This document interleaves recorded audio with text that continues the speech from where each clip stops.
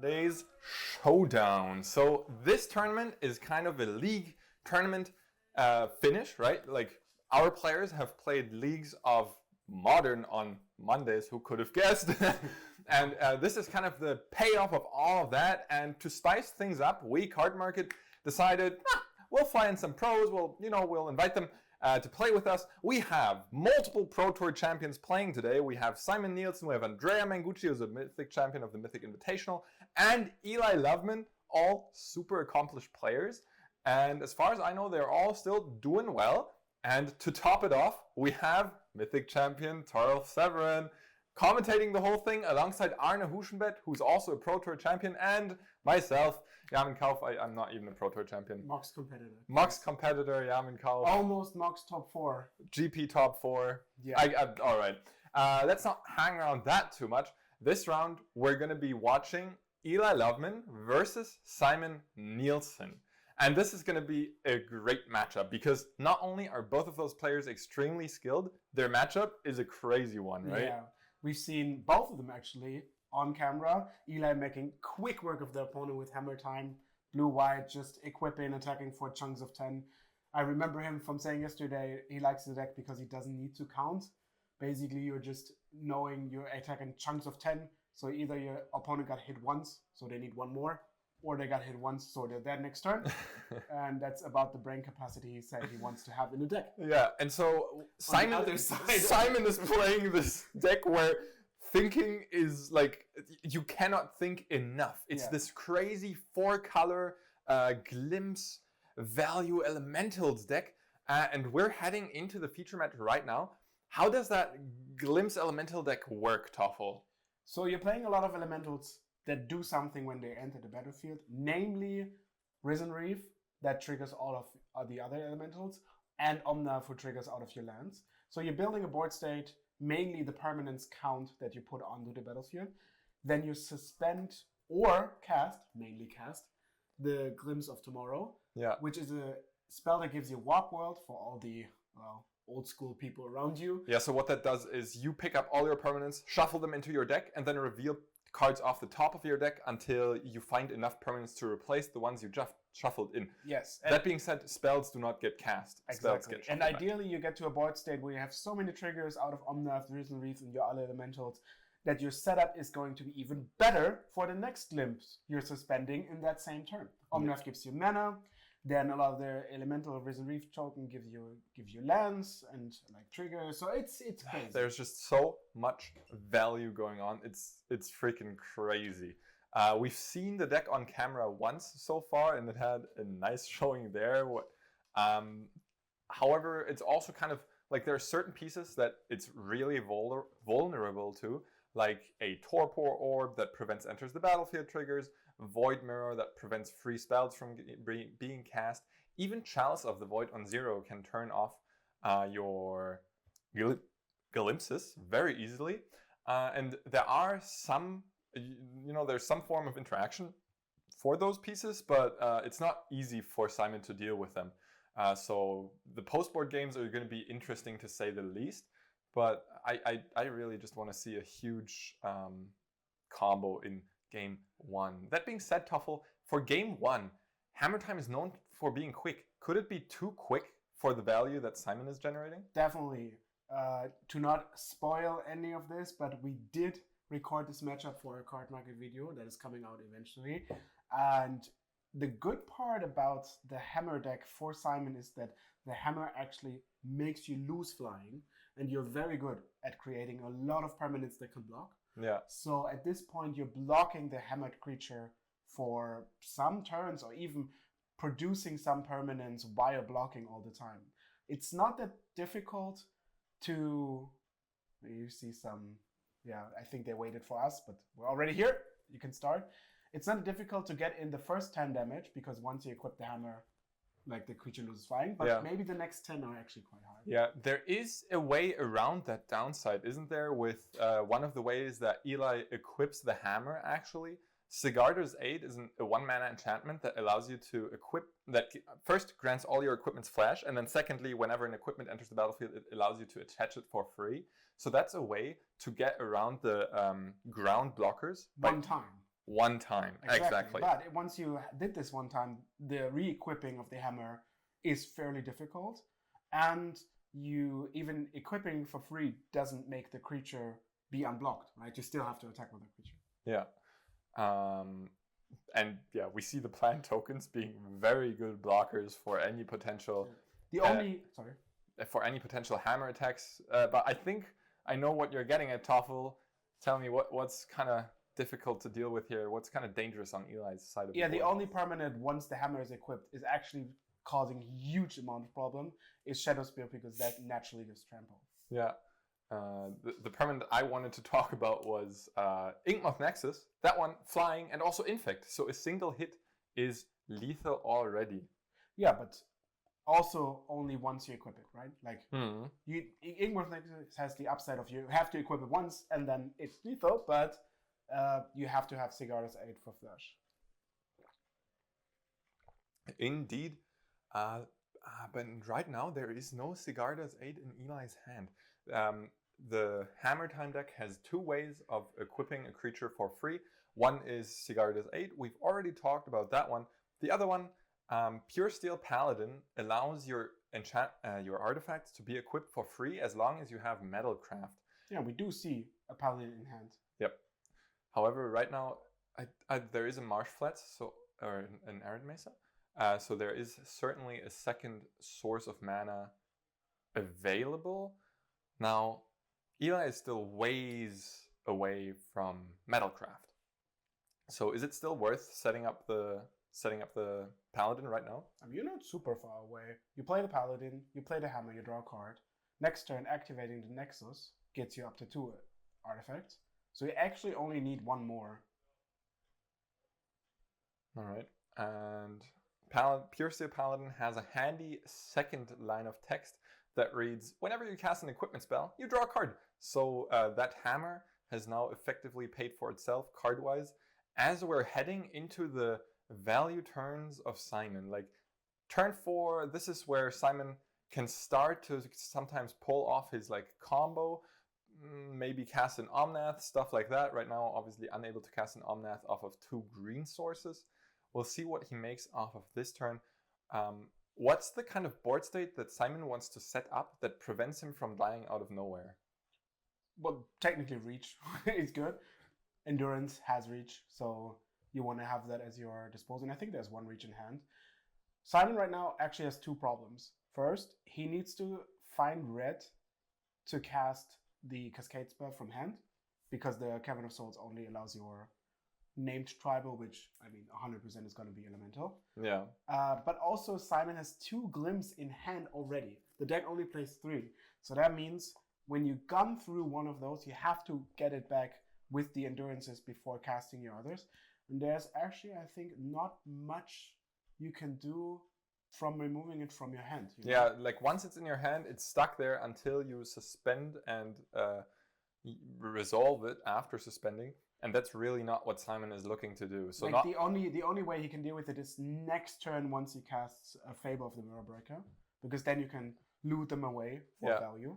I mean, you technically could also discard to hand size at some point, but probably not happening. No, that's not unreasonable. Like once you're in the combo, maybe if you hit like 1 Risen Reef and many elementals, that could actually be quite the case. The good, like Simon knows, as long as there's no Shadow Spear or no Sigarda's Aid, he's quite fair. Yeah. Like, all right, we're heading into the combo, Toffel. It's time to flip around permanents. And we know that this cascading might take a while, because this is the last glimpse that is left in the deck. Yeah, I love Simon shuffling the bottom of his library after shuffling the whole library again. Before shuffling his whole library again, right? Yeah. So did we count permanents? What was it? Like 4 + 3? So I think it's 7, if I'm not mistaken. Sounds about right. 7. And you see Eli, he's clearing the table. He's setting up the board, because this is going to get messy. Probably. Let's see. If this is a good hit, he can go on. The annoying part is that if you hit an endurance now, you cannot shuffle your glimpse back. Yeah. Actually, that's a lie. You can shuffle it back. My bad. So you can hit endurance now and shuffle glimpse back, which is good. So obviously, maybe something that needs to be said is endurance in this deck mainly there to shuffle back your own graveyard. Ooh. As we see Simon hitting 2 violent outbursts. Which is a miss, but he also hit Amnoch with 3 lands. Yeah, so he hit the worst part of his deck and the best part of his deck, which is Omnath with 3 lands, obviously triggers Omnath 3 times, gaining mana, gaining life, and wiping Eli's board. Also hitting Fury is nice, just a 3/3 double striker. Yeah. Getting the Colony Garden into play, gets another plant tokens to set up for the next glimpse. Which could be, yeah, which could be right now, because you can play Endurance, you have 4 mana. You have 6 mana in total, you can spend 3 of those for an Endurance, and then the other 3 for the Violent Outburst. And what does that conclude to, Toffel? Well, doing the same thing again. So we actually 3 green, which is important because Endurance costs 2 green and also Violent Outburst costs 1 green, which we I think do have covered because Omnath provided a green, and also we have 1 green maybe floating from the before the glimpse resolved. Let's go do the whole thing again. It wasn't enough to draw a card off Omnath, to gain mana off Omnath, to gain life, to wipe Eli's board. Nope, we'll do the whole thing again. If you didn't have green, there's also a way of the Endurance coming in per evoke that doesn't cost you green, and then doing it on the stack because the Violent Outburst is an instant. You can do that. Interestingly, Simon doesn't decide to do it again. I think he doesn't want to get rid of his Endurance because he needs the reach blocker. But you don't need a reach blocker. There's nothing that has flying. Of course, there's the Inkmoth Nexus. If it's equipped with the hammer, it loses flying. Yes, but you can attack, and then if there's Sigarda's Aid plus a hammer, you can still just die out of nowhere. That needs another hammer and another Sigarda's Aid. It does. Actually, I'm not quite sure. This might be some layer action thing. Maybe chat can help on this one. So if you activate the Nexus and you equip, and then you activate it again, it loses flying. But if you equip it again, does it have flying not again? Equip, you activate it you again. activate it again. Does it have flying again? Chat says yes. Now, Chat says actually yes? Chat says yes. Wow. Multiple people in chat. Okay, if multiple people say yes, it must be true. Yeah, we'll listen to chat. Wow, okay, that's awesome. So that makes your line of actually having a reach blocker much more. Yeah, so Simon didn't go for the glimpse again because he needed that reach blocker, and now it's on Simon to find the most pressure available, and on Eli to, find a line to sneak through that 10 infect damage. Chat asked, why would Chat lie? Yeah, nobody knows. I would first argue that's what a liar would say. And second, I mean, people can be, Chat is never wrong. No, Chat never has been wrong. Ever. As have we never been wrong in this coverage booth. We've never, never misinterpreted. Listening to Chat is risky. Yeah, I agree. The amount of times Chat Lethal was there, I couldn't count.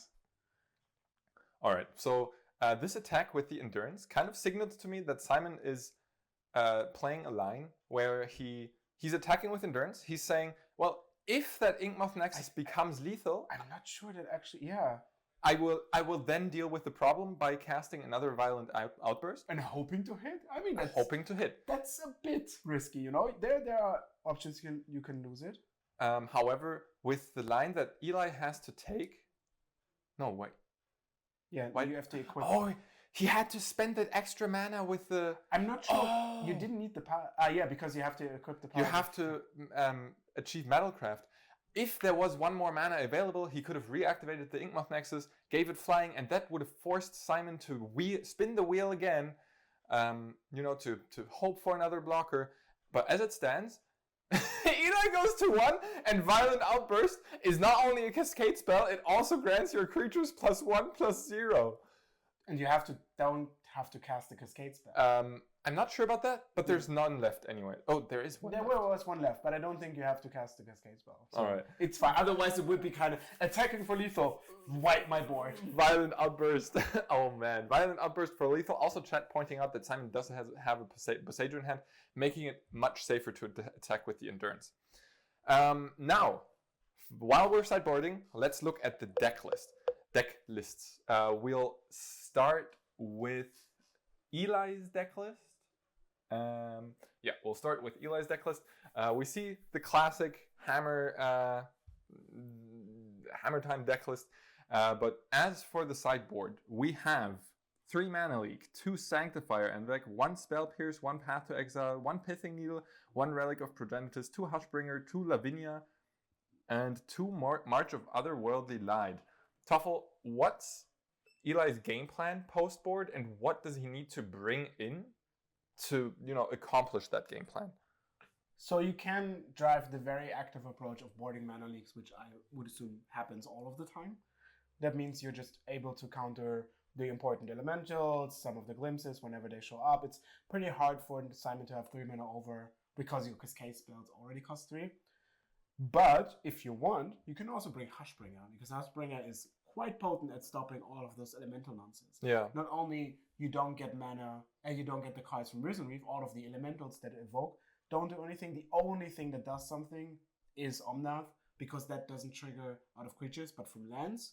Yeah. So you still have those Omnath shenanigans, but it sounds like Hushbringer is good enough to board it in. Did you catch my corner case from 2 rounds ago? No. We had a similar situation with Torpor Orb and Omnath. Yes. If you fetch a Dryad Arbor, Omnath doesn't trigger. Ah, because a creature causes those things. You know what? Indeed, yeah, that's exactly what happens. It's a creature that would cause the entering the battlefield trigger to happen. Neat. Yeah, so don't fetch for Dryad Arbor in those cases. Which now, luckily isn't a card anymore. Yeah. Now let's move on to Simon's side of things. We have 4 Mystical Dispute, 3 Subtlety, 2 Bone Crusher Giant, 3 Foundation Breaker, 2 Dead and Gone, and 1 Force of Vigor. Dead and Gone, always one of those awkward cards you only see in Cascade decks.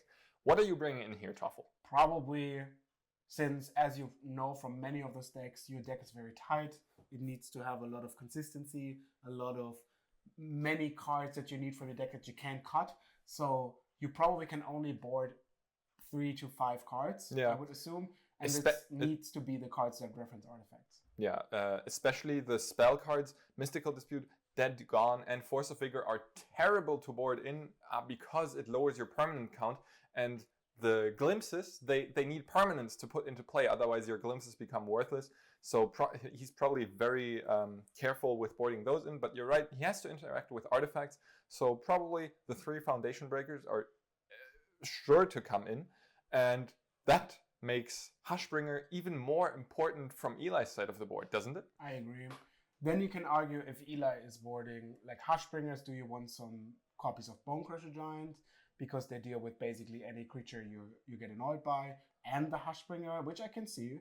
That would make you cipher out a lot of those like random stuff. Maybe you're starting to cutting a lot of one-offs, right? You're cutting like a 1 Wake Sifter, 1 Risen Reef, maybe 1 Outburst, 1 Glim, and so on. Like, yeah, maybe even trim some of those endurances, because they're not great against Eli, and you only need so many in your own combo of shuffling back your own glimpses.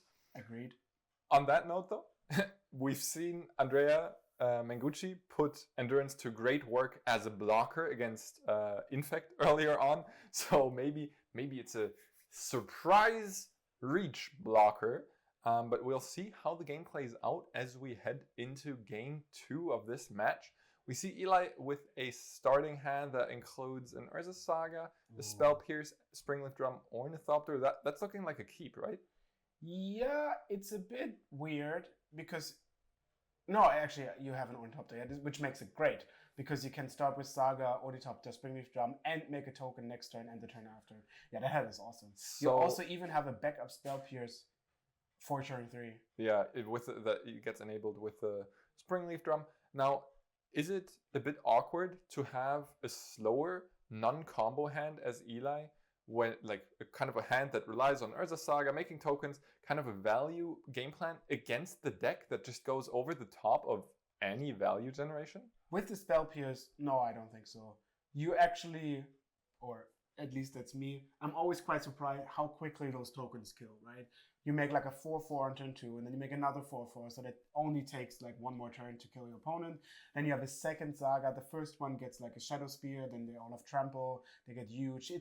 It adds up fairly quickly, and Simon has some removal spells, but as soon as the creatures are big enough, the Fury doesn't kill it, because like 5/5 doesn't get it. And the creatures, since you put multiple on a board, don't get blocked that easily. You see Dead Gone needs to be cast for the more expensive side to bounce one of those creatures. So it's really hard once you started the engine going. And you can also fetch up some other like important things. Like if you feel like you want a Relic of Progenitus to protect against the combo, because they work out of the endurance. Yeah. So you can exile the graveyard. That could be an idea to get there.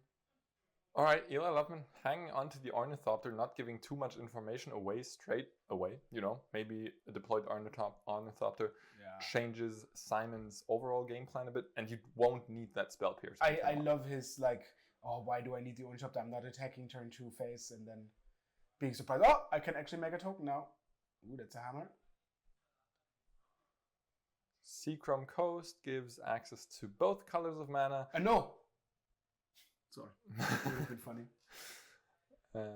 Yeah, now you can see actually keeping the Ornithopter was a brilliant play, like actually important, because it could have been killed by Dead Gone.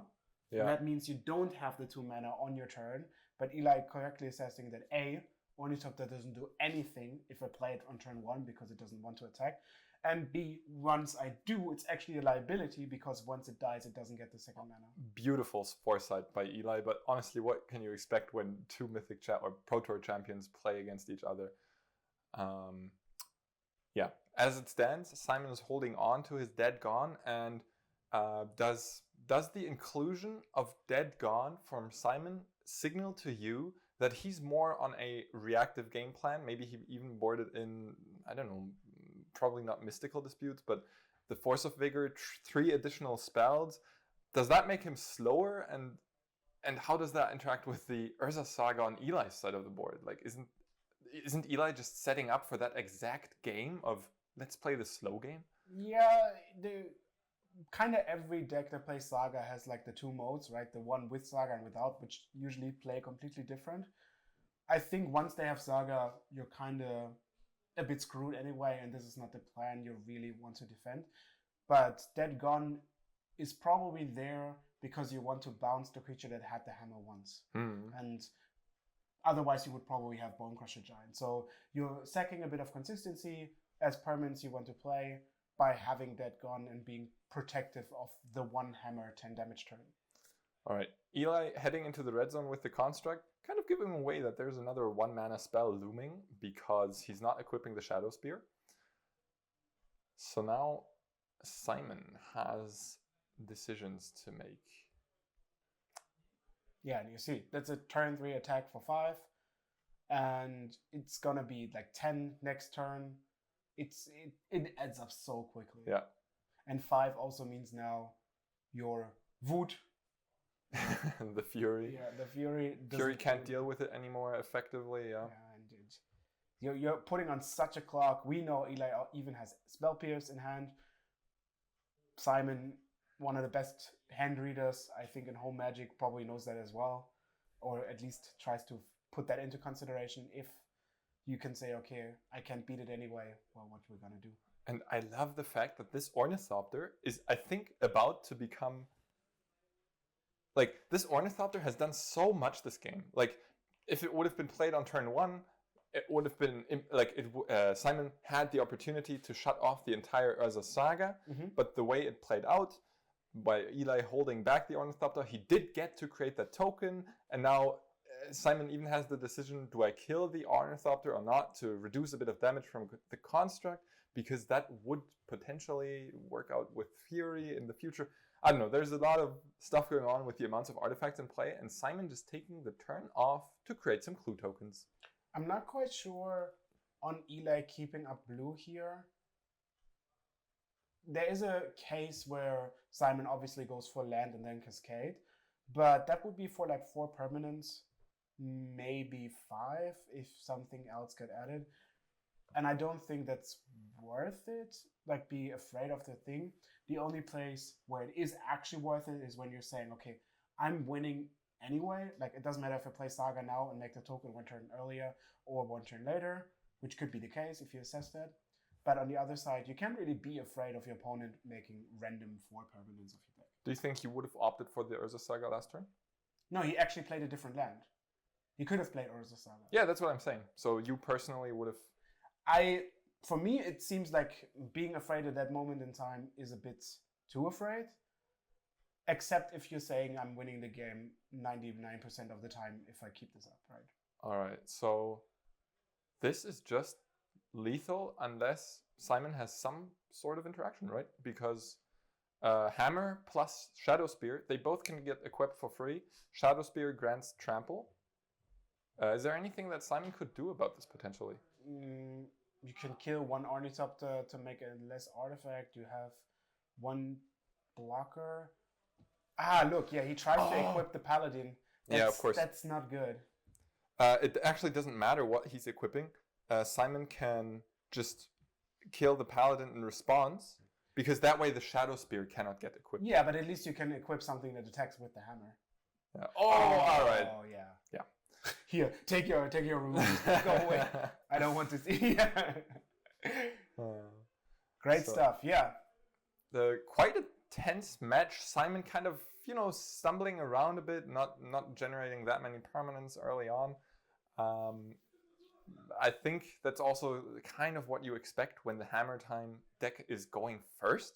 Like, you don't expect the slow, grindy value game to deck to be able to set up their board properly when the deck is built around comboing off with equipment. Adding counterspells after boarding is enormous. Yeah. Like, only one copy of one of those counterspells can foil the whole game plan. And since Simon's deck doesn't honestly win in any other level than casting Glimpse, it's really hard to survive as long as casting 2 or 3 of your things. Because the way you actually do survive is by casting your Glimpse. Yeah. All right. So while these players are sideboarding and or shuffling up, we'll take a quick peek at our backup match, which is Amulet Titan versus Domain Zoo. So Domain Zoo we saw last round defeating Andrea. Yeah. Such a great deck. Yeah, and we will jump into that right now. It's currently 1-0 in favor of Amulet Titan. And they're just starting their game 2 with a mulligan to 6 on both sides.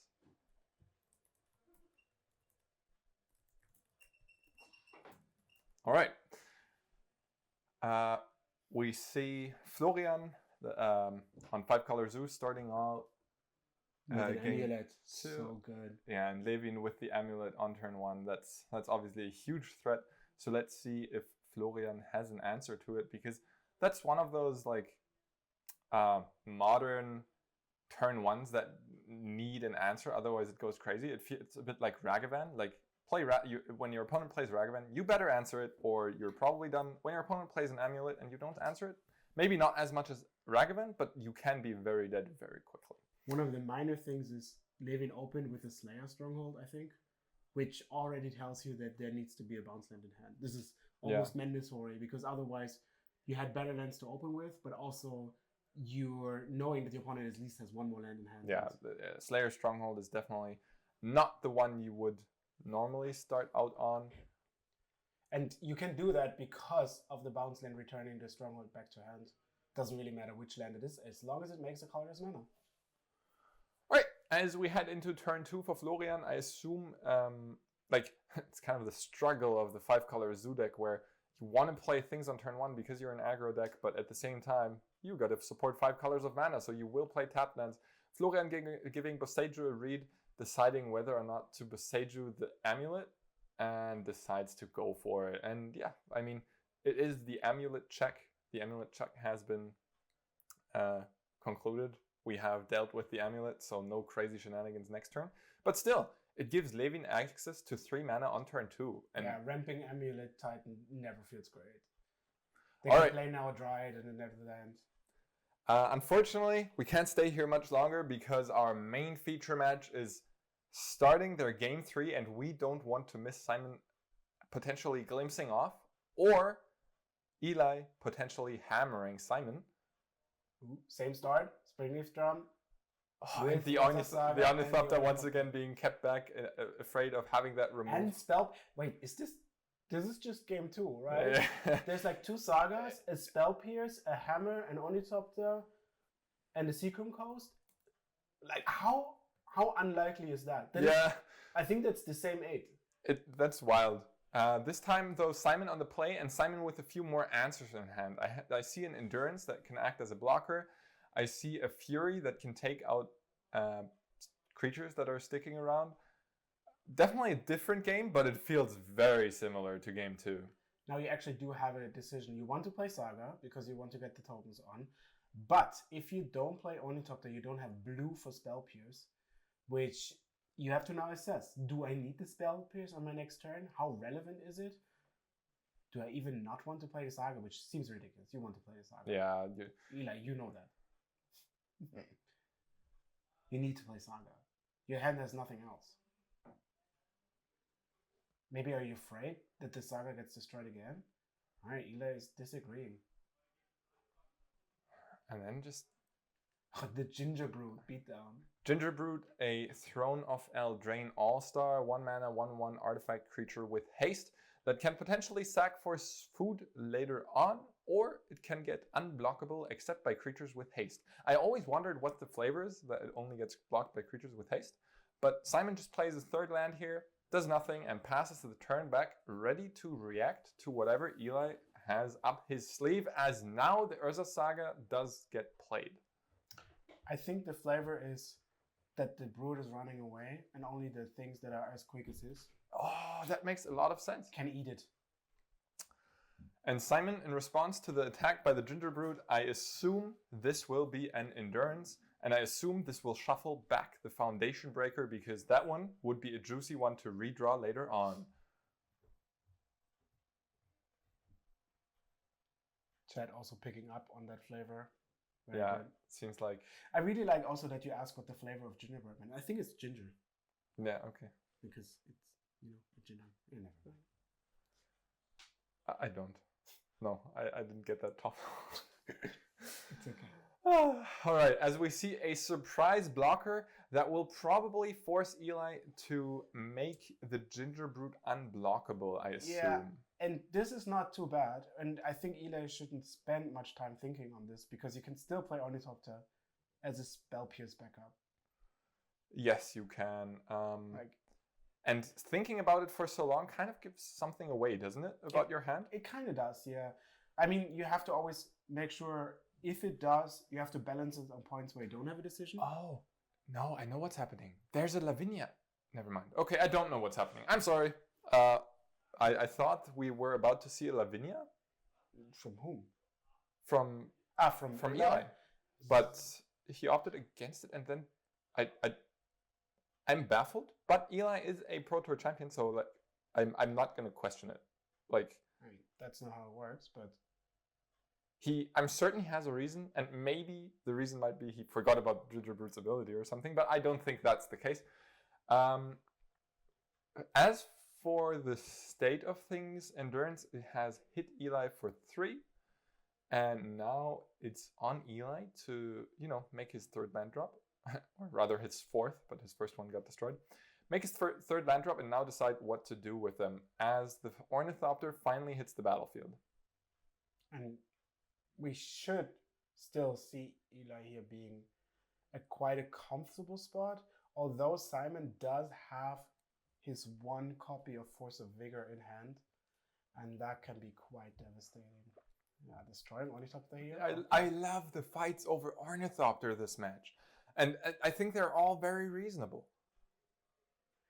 All right, in response, we're going to generate mana, create a construct token, and that construct is a mere 2/2.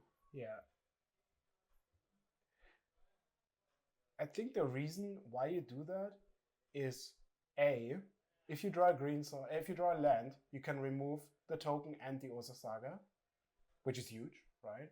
Or B, if you don't draw it, you can evoke the Fury and kill the construct token at one point later. And there so is the green source being picked up by Simon. So there we go. You just gotta slam it, right? No, you gotta. No, actually, the opposite. You gotta think about those spell players, because Eli was displaying spell pierce. Hmm. It's like, when you're playing this game where you put a different personality on your forehead. Yeah. Yeah, Eli is having spell pierce on his head. I see. Like, yeah. The question is if he has it or not, but at least he's telegraphing it like so bad. But at least Simon might now get a chance. Oh no, he doesn't. There's a construct token. Never mind. I assumed that he could get a chance to resolve that force, but I mean, with the dedication that Eli has shown to the spell pierce, I don't think there's ever going to be another spot where the spell pierce is not going to be up. And once again, opting to keep his mana up rather than create another construct token, Eli now has a choice between a plethora of 1-mana artifacts in his deck. What? Plenty. Plethora?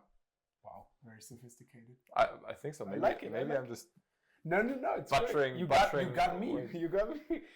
So what do you think he's going to go for here? I just wanted to say that I don't like the passive approach that much. I feel like you're getting a little bit behind by taking so much time.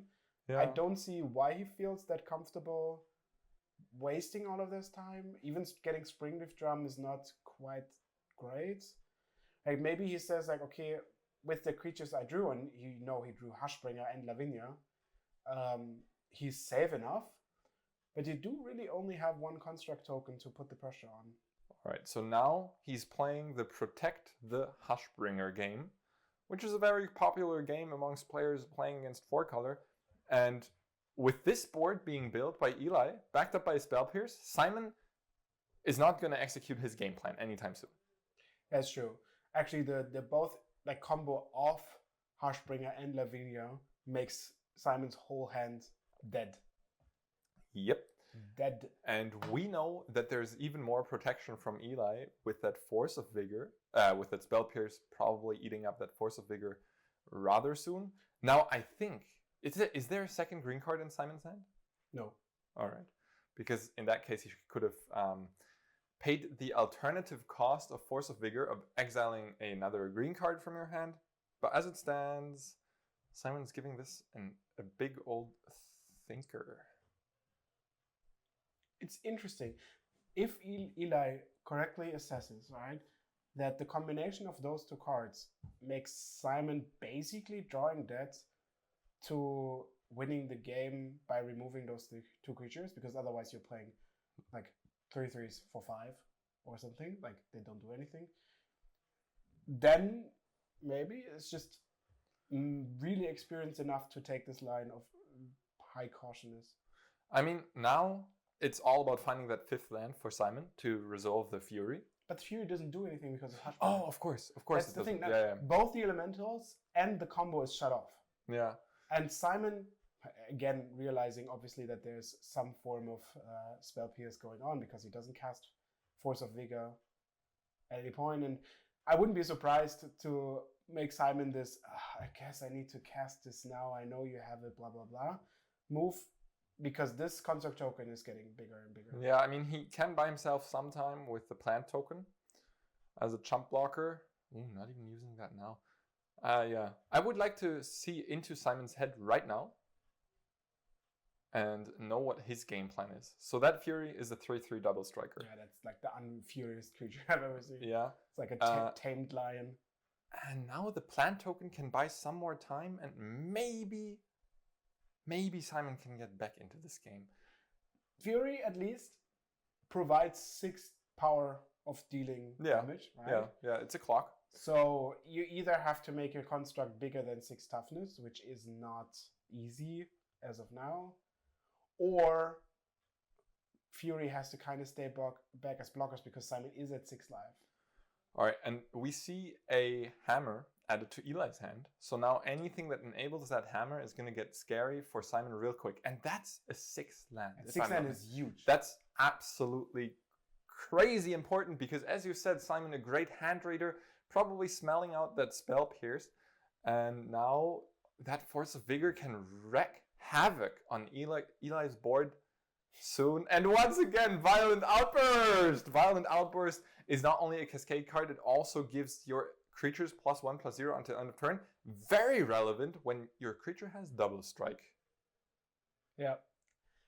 And at this point, obviously the glimpse is getting countered. I'm not quite sure. Lavinia might be in May, but probably not. So you could choose to let it resolve, which would be funny. But also Simon is maybe in the point is like, okay, maybe my opponent has spell papers. Maybe there's also mana leak, right? And you wait another turn to play the Vigor because my opponent doesn't have the relevant board state. And that was kind of what I was saying. Like, you're protecting against your opponent's board state, and you're saying, okay, I'm probably fine, but all of a sudden, you're not. Yeah. Your opponent plays 3/3 double strike because you gave them so much time. It's crazy how, how this game of a combo deck against an almost combo deck turned into, I'm going to play 5 mana 3/3 double strikers.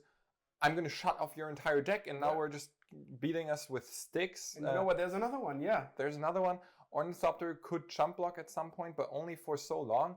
Okay. Sigarda's 8 is huge. Isn't it? No, it is enough. You have 2 flyers. Yes. That is enough. You just attack. Oh, wow. No. Yeah, you need to attack with both flyers, right? You have an Ornithopter. Maybe Eli... No. Eli might be worried about a free spell, like a free Force of Vigor, maybe? Yeah, but you have Spell Pierce. I'm not... No, but the Spell Pierce doesn't do anything because Simon does have 2 mana up. Well, you need 2 cards for that. You need to have exactly green and Force of Vigor. But why aren't you trying? Toffel gonna have a stern talk with Eli afterwards. From Mythic Champion to Mythic Champion. He's gonna sit down with Eli afterwards.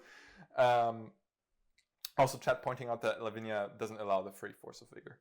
So, very good. Chat is yeah, the attack kind of seemed... The lethal attack kind of seemed fairly free. And now it's actually a race.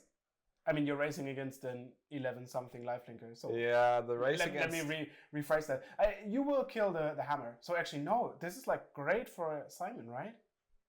Because you're gonna remove... You want to exile the hammer with the Force of Vigor. Yeah. Wow, this turned into a very intense board state off a maybe not optimal decision by Eli. I'm not sure. I'm not gonna have that talk with Eli. That's left to Mythic. Oh no, I would love to have that talk. If you hear the mic drop and just see me in the camera and right next to Eli's face, saying, "Well, bro, what are you doing?" Oh, chat's pointing out that 2 Pro Tour champions are commentating. Unfortunately, I'm not a Pro Tour champion. No, Arne is not here next round. Arne is here next round, but still with me. No, I'm not a Pro Tour champion yet. All right. So, why this has become such an interactive board state is that now the Force of Vigor gets through the Spell Pierce and can take out the threatening parts of Eli's board. Now, if there had been any other like hammer stuff or so in Eli's hand, he could have, responded to that, equipped it, but there wasn't. Knowing Eli, he's got to get out of this. I tell you. Oh no, not Seachrome Coast might not be the top deck to start that. Okay, you attack. You can block one of the Furies. So you're not dead. Yeah, you also go up to 8 off the lifelink with the... Except Simon does something. Let's hit it. Oh, draw man. step. That's exactly lethal. Oh my goodness. Oh man. How the hell did a combo versus combo matchup turn into this limited beatdown game? I mean, yeah, if all of your stuff is shut off, you gotta fight with sticks. Where we're casting +1/+0 for lethal. Look, I think now Eli realizes he could have won when Simon told him. Oh man, how did that turn into that? Oh my goodness, what a match, dude! Eli will probably go back and take a look at that. I think that is the smile of somebody who just got to tell us. Well, it happens to everybody. Yeah, I think it's a hard and tough game. What a match, dude! That was amazing. That was so wild. Seriously, I was certain that Eli had took the right line when he set up that lock of Hushbringer plus Lavinia. I was so certain that Simon wasn't gonna get out of that. I mean, how is he gonna win the game without like his glimpse combo? But instead, he 3/3 double strike. It's completely wild. It's also something to look out for. If you go back to that match and watch the whole of it, keep track of that Force of Vigor in Simon's hand. Yeah. that stayed there since the beginning of the Yeah. game. Seriously, who of us would not have who would not have been tempted to cast that at some point, being like, I can't win if I don't resolve this right now. Like, if he has Spell Pierce, I just lose. Yeah, and you know what happened at the end of the game? Tell me. Eli had Spell Pierce in hand the whole game. Yeah.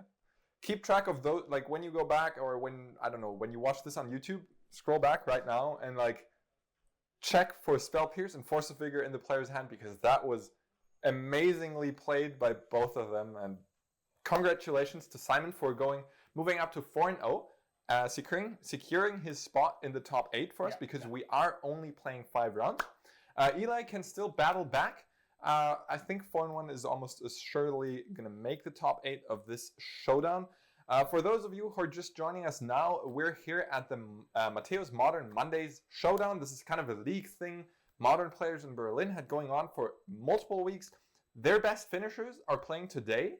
And we also invited, a few pro players to join us. Simon Nielsen, pro champion. Eli Loveman, mythic champion. Andrea Mengucci, mythic champion. And then we brought along a pro tour champion, and Arne, who isn't here right now, and mythic champion Torolf Severin to commentate the whole thing.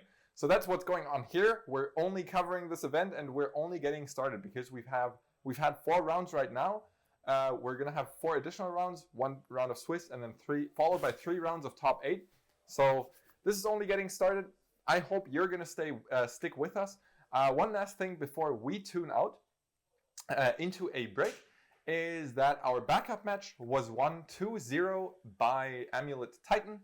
So the Titan deck kind of overpowering the Naya Zoo deck. Also making top 8. Also making top 8. So we already know for certain that we're going to see that sweet Glimpse deck doing its thing in the top 8. And Amulet Titan also battling for the trophy. With that being said, thank you. You're going to see Jamin and Arne in the next round.